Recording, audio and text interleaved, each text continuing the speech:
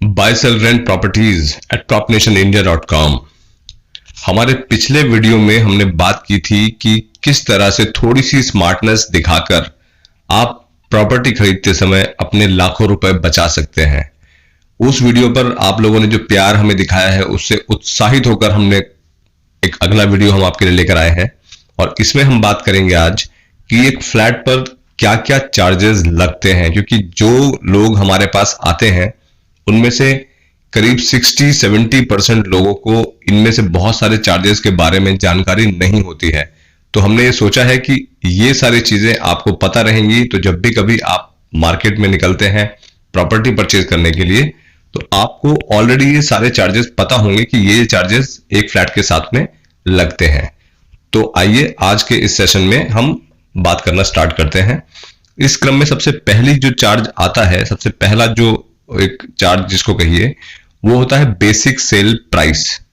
किसी भी फ्लैट का जो बिल्डर की लैंड कॉस्ट और कंस्ट्रक्शन कॉस्ट अपनी जो प्रॉफिट उसमें रखकर जो एक कॉस्ट डिसाइड करता है बिल्डर, उसको कहते हैं बेसिक सेल प्राइस, जिसको कि आम बोलचाल में बीएसपी कहा जाता है। और जितने भी आप होर्डिंग या ऑनलाइन प्लेटफॉर्म जैसे कि पोर्टल्स हो गए या क्लासिफाइड वेबसाइट्स हो गई, वहां पर जो आप प्राइस फिगर देखते हैं किसी फ्लैट को लेकर, तो आप ये मान के चलिए कि 90% लोग इस बीएसपी को ही एडवर्टाइज करते हैं।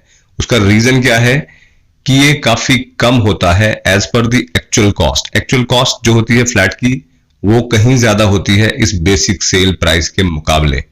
क्यों होती है वो सारी चीजें आप अभी धीरे धीरे इस वीडियो को देखते देखते समझ जाएंगे। तो आपसे रिक्वेस्ट ये है कि आप इस वीडियो को पूरा देखिएगा ताकि आपको सारे चार्जेस पता चल जाएं। और इन चार्जेस को हमने 3 हिस्सों में बांटा है। बेसिक सेल प्राइस तो एक अलग ही चीज हो गई, इसके साथ में जो जुड़े हुए चार्जेस हैं वो चार्जेस, इसके बाद में जो दूसरी कैटेगरी आएगी वो आएगी पोजीशन टाइम चार्जेस की, और एक थर्ड कैटेगरी होगी रजिस्ट्री टाइम चार्जेस की। तो पहला जो फेज है हमारे चार्जेस के डिस्कशन का वो है हमारा बेसिक सेल के प्राइस के साथ में जो चार्जेस जुड़ते हैं उनकी हम बात कर रहे हैं। तो इस क्रम में जो सबसे पहला चार्ज आता है बेसिक सेल प्राइस के बाद में वो है पीएलसीज, यानी कि प्रेफरेंशियल लोकेशन चार्जेस। अब ये पीएलसीज जो होती है ये अपने आप में एक काफी बड़ा एक एरिया है इन पीएलसीज का, क्योंकि ये फ्लोर वाइज भी आपको पीएलसीज चार्ज करनी जो है बिल्डर चार्ज करते हैं, आपको पे करनी होती है। कई जगहों पर फेसिंग वाइज भी पीएलसीज होती हैं, और ये फेसिंग वाइज जो पीएलसीज होती है ये डिपेंड करती है कि आपका जो फ्लैट है, जो यूनिट आपको पसंद आई है, वो किस तरफ उसकी बालकनीज फेस करती हैं। अगर वो एक ग्रीन एरिया या पार्क की तरफ ओपन होती हैं तो उसके कुछ अलग पीएलसीज होती हैं। अगर आपकी यूनिट कॉर्नर यूनिट है, यानी कि 2 साइड ओपन है या 3 साइड ओपन है, तो उसके अलग चार्जेस होते हैं। अगर आपका जो यूनिट है उसकी बालकनीज रोड की तरफ खुलती हैं तो उसके अलग चार्जेस हो जाते हैं रोड फेसिंग के। और कहीं कहीं यूनिट्स में, क्योंकि अगर मान लीजिए कोई यूनिट ऐसी है कि जो कि पार्क फेसिंग भी है और कॉर्नर की भी है, तो वहां पर 2 जो पीएलसीज हैं वो क्लब हो जाती हैं। यानी कि अगर कॉर्नर का कुछ चार्ज एक्स है और जो रोड फेसिंग है उसका चार्ज मान लीजिए वाई है, तो जो आपकी यूनिट अगर कंबाइंड वाली पीएलसी जहां पर चार्ज होनी है तो वहां पर एक्स प्लस वाई हो जाएगा आपका। इसके अलावा जो दूसरा चार्ज इसमें आता है पीएलसीज के बाद वो आता है ईडीसी, यानी कि एक्सटर्नल डेवलपमेंट चार्जेस। ये जो भी गवर्निंग बॉडी होती है, वहां की अथॉरिटी जो होती है जहां से वो प्रोजेक्ट अप्रूव होता है, किसी भी सिटी में जो डेवलपमेंट अथॉरिटी होती है ये उसको पे किया जाता है। और जो एक्सटर्नल डेवलपमेंट उस एरिया में किया जाता है ये उसके चार्जेस एक तरह से गवर्नमेंट को दिए जाते हैं। इसके अलावा जो चार्ज आता है वो आता है ईईसी, जो कि एक्सटर्नल इलेक्ट्रिफिकेशन का चार्ज होता है। इसके अलावा आप इसमें पे करते हैं जो अगला चार्ज आ जाता है वो है कार पार्किंग का। कार पार्किंग हम बता चुके हैं पिछली बार, 2-3 तरह की कार पार्किंग्स होती हैं। जो बेसमेंट पार्किंग हो गई, कवर्ड पार्किंग, एक स्टिल्ट में भी पार्किंग होती है, ओपन कार पार्किंग भी होती है। तो कार पार्किंग का भी एक अच्छा खासा अमाउंट होता है, वो भी आपके फ्लैट के साथ में जुड़ जाता है। इसके बाद में आपको एक चार्ज देना होता है, वो होता है क्लब मेंबरशिप का चार्ज। क्लब मेंबरशिप में आपको, हालांकि ये 1 टाइम होता है, कार पार्किंग भी जो है ये 1 टाइम, अभी तक जितने भी चार्जेस हमने आपको बताए हैं ये सारे के सारे चार्जेस वन टाइम है, यानी कि ये बाद में आपको पे नहीं करने होते। नॉर्मल केसेस में जितनी भी यूनिट्स हम सेल आउट करते हैं उसमें ये सारे चार्जेस वन टाइम ही होते हैं, इसमें ये मतलब रिकरिंग चार्जेस नहीं है। और इसके बाद में एक चार्ज होता है FFC, जिसको कि फायर फाइटिंग चार्ज कहा जाता है, और इसके अलावा पावर बैकअप, GST, ये सारे चार्जेस आपके बेसिक सेल प्राइस के साथ में क्लब हो जाते हैं। और पोजीशन के टाइम पे आपको जो चार्जेस देने होते हैं, अगर आपकी property free hold type property है तो वहां पर आपको ऐसा कोई लीज रेंट नहीं देना होता। बट अगर आपकी प्रॉपर्टी लीज होल्ड है तो हालांकि अगर कभी आप लोग कहेंगे, अगर लोगों की रिक्वेस्ट आएंगी तो फ्री होल्ड और लीज होल्ड की प्रॉपर्टी किस तरह की होती है या इनमें कौन सी बेटर होती है, उस पर डिस्कशन हम कभी किसी वीडियो में कर लेंगे। बट अभी हम आपको एक नॉर्मल सा बता रहे हैं कि अगर आपकी प्रॉपर्टी लीज होल्ड टाइप है तो वहां पर आपको लीज रेंट भी पे करना होता है, और ये लीज रेंट आप पोजीशन टाइम पे पे करते हैं। ये भी वन टाइम होता है, जितने टाइम की आपकी लीज होती है उतने पीरियड के लिए।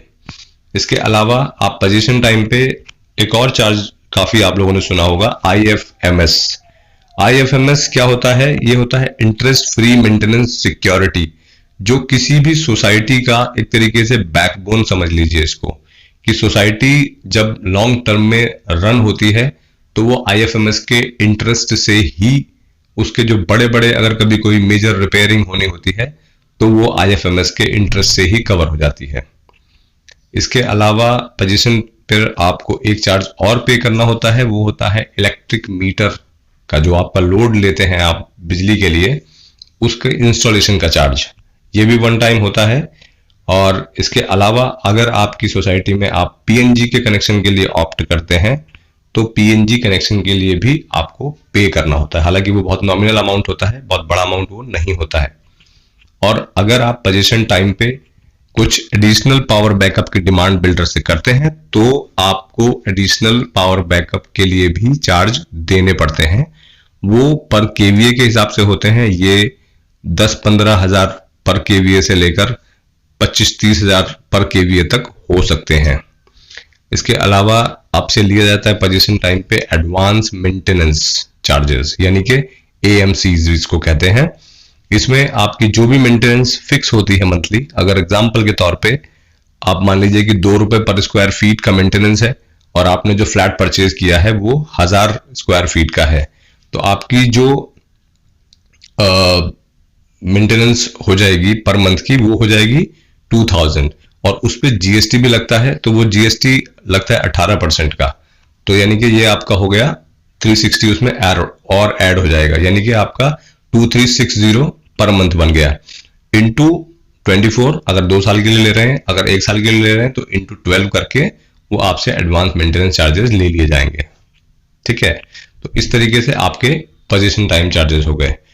उम्मीद है कि हमने आपको शायद जो BSP के साथ में हम चार्जेस बता रहे थे उसमें हमने आपको GST के बारे में बताया था। वहां पर जो GST लगता है वो 1% से लेकर 5% तक लगता है, जबकि जो अगर पोजीशन टाइम के जो चार्जेस होते हैं उसमें अगर GST लगता है तो वो GST आपका 18% के हिसाब से लगता है। अब हमारे जो लास्ट सेगमेंट है चार्जेस का, वो है रजिस्ट्री टाइम चार्जेस का। तो रजिस्ट्री टाइम के जो चार्जेस होते हैं वो होते हैं स्टैंप ड्यूटी, जो डिपेंड करता है कि आप कौन से स्टेट में हैं या कौन सी सिटी में हैं, कौन से डिस्ट्रिक्ट में हैं, आप पर जो चार्जेस हैं वो वेरी कर सकते हैं। और ये 5% से लेकर 7-8% तक आपको स्टैंप ड्यूटी पे करनी पड़ सकती है। इसके अलावा आपको पे करनी होती है रजिस्ट्री के टाइम पे कोर्ट फीस, जो कुछ अमाउंट फिक्स भी हो सकता है कई जगहों पर, और कई जगहों पर ये परसेंटेज में भी चार्ज की जाती है। तो ये 20,000 21,000 से शुरू होकर 1% यानी कि 1% ऑफ द टोटल कॉस्ट जो आपकी ऑन एग्रीमेंट है उसका 1% आप पे करते हैं। इसके अलावा आप रजिस्ट्री टाइम पर पे करते हैं लॉयर फीस। आपको जो भी प्रॉपर्टीज आप फ्रेश में खरीदते हैं, मतलब जो भी अभी तक हमने डिस्कशन किया है, हमने ये अज्यूम करके किया है कि आपने ये प्रॉपर्टी फ्रेश में परचेज की है।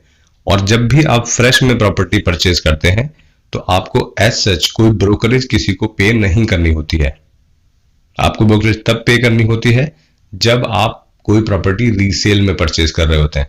तो रीसेल वाले केस में आपको, अगर आपने परचेज किया है तो ये सारे चार्जेस आप पर बाय डिफॉल्ट इंप्लाइड हो जाते हैं, और आप रजिस्ट्री के समय पे या फिर पोजीशन के आसपास आपको ब्रोकरेज भी पे करनी होती है। वो भी आपकी जो सेल वैल्यू है उसका 1% से लेकर 2% इसके बीच में कुछ भी हो सकता है अमाउंट, जो भी आप म्यूचुअली एग्री करें। तो उम्मीद करते हैं कि इस वीडियो से आपको एटलीस्ट ये पता जरूर लग गया होगा कि जो आप होल्डिंग पर जो एक कॉस्ट देखते हैं वो एक्चुअल कॉस्ट जाते जाते इतना बढ़ कैसे जाती है, क्योंकि ये सारे चार्जेस उसके साथ में जो आपकी यूनिट है उसके साथ में ये जुड़ते हैं, तब जाकर वो कॉस्ट इस तरह बन जाती है।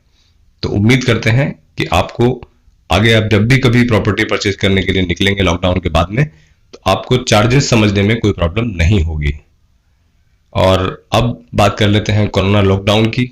उम्मीद है कि आप सभी लोग अपने घरों में होंगे, स्वस्थ होंगे, लॉकडाउन का अच्छे से पालन कर रहे होंगे, और बस यही हमारी प्रार्थना है प्रभु से कि आप सबको स्वस्थ रखें, अच्छे रहें आप लोग, और मिलेंगे हम लोग लॉकडाउन के बाद।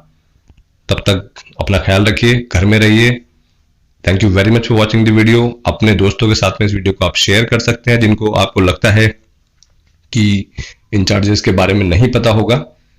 और अगर आप पहली बार इस चैनल पर आए हैं तो सब्सक्राइब करने का जरूर आप सोचिएगा। Thank you very much for watching the video. Take care, bye bye. जो दूसरा चार्ज